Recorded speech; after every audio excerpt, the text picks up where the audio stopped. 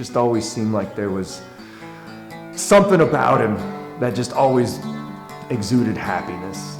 He was so goofy and he was so fun, and he wasn't having a good time unless everybody else was having a good time. He never just had a little smirk. It was his big smile, full teeth. It'd make his eyes almost shut, how big he would smile. He was always an arrogant little turd. It seemed like he was a magnet for anything that went wrong. Firecracker would go crazy and it'd just chase him down. He was always the fisherman, the silly kid, all over the place. He was everybody's light. He was one of those people that could just make you feel better in an instant. What kind of child was Colton? He was very energetic, affectionate, always wanting to sit on your lap or hug you, always up to mischief. I got him into ISS with me his third day at the school. It's probably one of my favorite memories because we had a sub in PE and she made us go outside when it was raining and run on the track. And so we hid while the sub was trying to take us outside, and we got caught. And we had to spend 2 days in ISS, and his dad was not happy, but we were together ever since. He was a really goofy kid. Always did his own thing. And best friends with Colton. Really awesome. I don't have any memories of Colton that aren't good ones, but you just couldn't help but love him. So it helps a lot just to know that everybody sees him as that kid, and he'll always be that kid.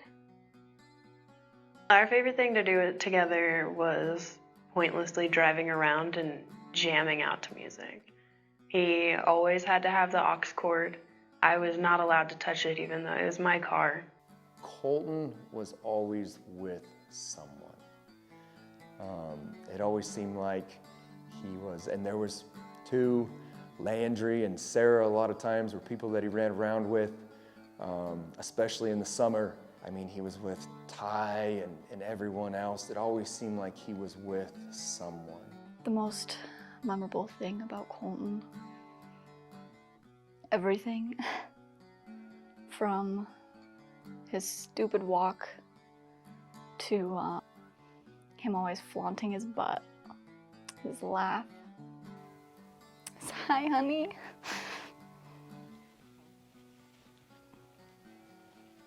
Just him.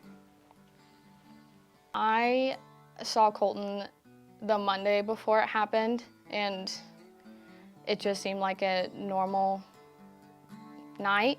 He was acting funny. He just walked in the door, didn't knock, he didn't do that. He just walked in and he was wearing his super tight Simpsons pajama bottoms. He flopped down on the couch, talked to everybody for a few minutes, and then he got up, said he was just gonna go back home, no big deal, and that was the last time I talked to him. The night before it happened, I was telling my mom that I wanted to see a therapist because I felt off. And I look at it now and can't help but think that that was foreshadowing. Initial emotions. Helpless. Ever since they were born, I did everything I could to provide and sacrifice, did everything, get them everything they need. And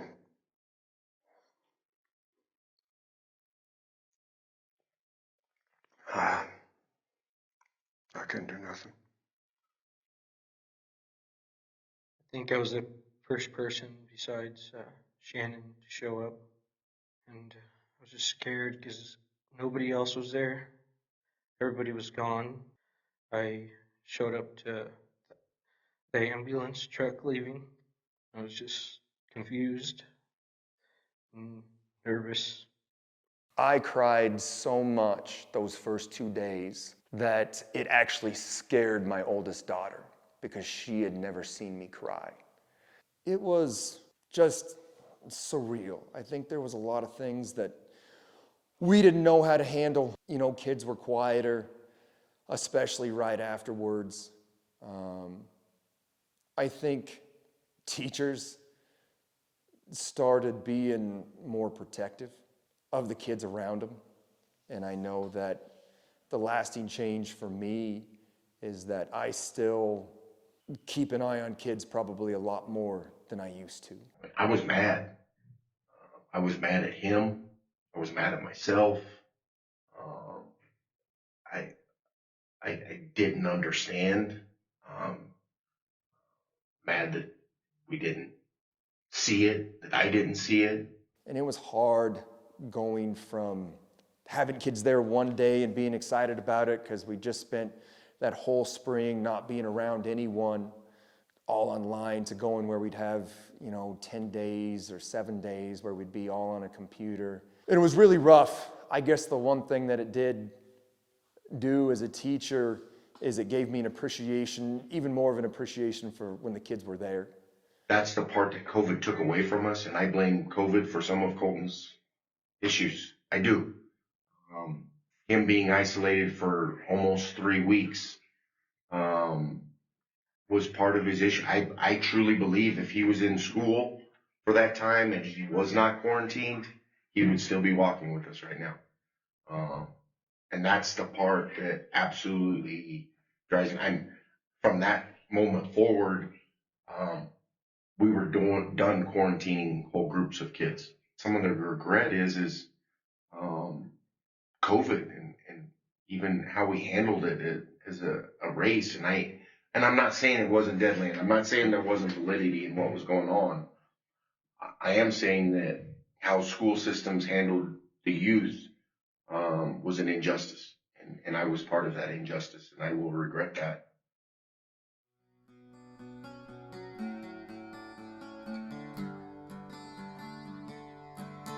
I said it was contagious. He's hard to be mad at.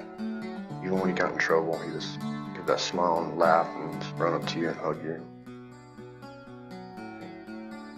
He is hard to punish.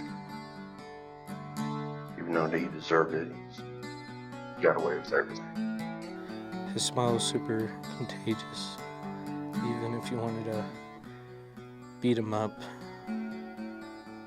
push him out of the way, or blow him off, you couldn't help but smile. He can turn a frown literally upside down if you're ever having a bad day. His smile is huge.